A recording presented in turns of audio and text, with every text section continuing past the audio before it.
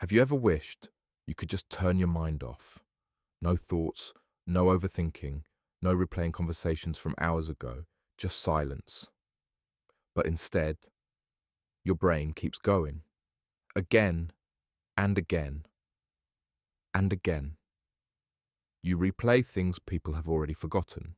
You analyze situations that don't even matter anymore. You imagine scenarios that will probably never happen. And somehow, you still can't stop.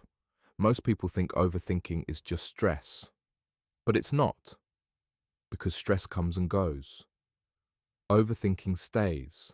It follows you when you're alone, when you're trying to sleep, when everything is quiet. And the worst part, it feels like you're being productive, like you're solving something, but in reality, you're just stuck. Imagine this. You send a message, a simple message. At first, it feels normal, but then they don't reply. Minutes pass.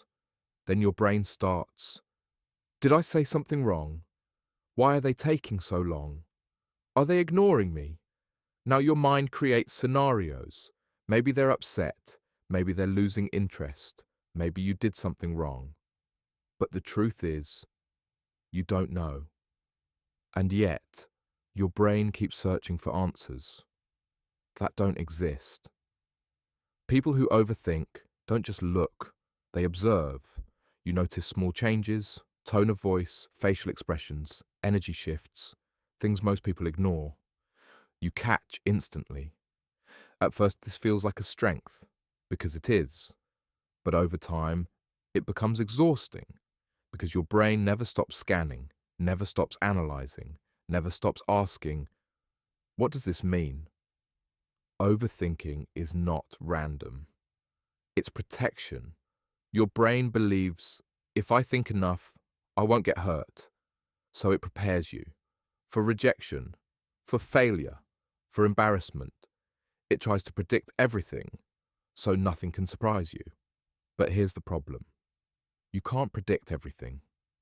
And trying to only creates more anxiety. At some point, overthinking stops being occasional and becomes your normal. You're not just living your life anymore. You're watching it, analyzing it, replaying it, even when nothing is happening. Your mind creates something, a memory, a fear, a what if, and suddenly, you're no longer present. Simple decisions become complicated. What to say, what to do, what to choose, because every option leads to another question.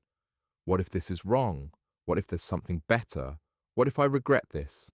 So instead of moving forward, you stay stuck, not because you're incapable, but because you see too many possibilities. People who overthink feel deeply. That's why things stay longer in your mind. A small comment can stay with you for hours. A look can change your mood. A memory can replay for years. Your brain holds on to things because your emotions give them weight. And the deeper you feel, the harder it is to let go.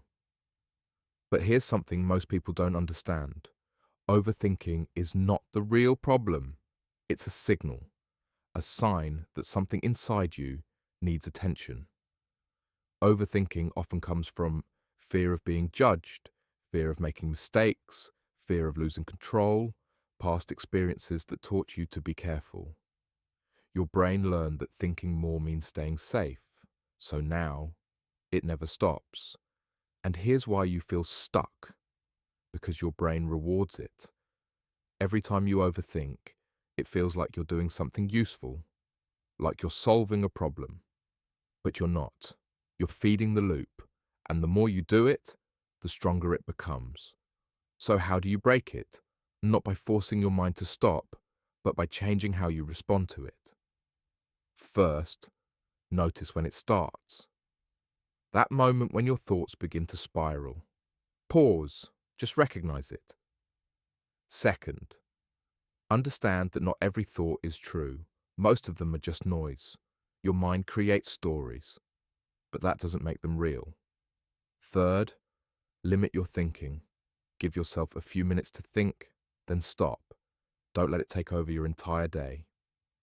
Fourth, take action, because thinking keeps you stuck, but action moves you forward. Even a small step breaks the cycle. And finally, accept uncertainty. You will not have all the answers. You cannot control everything.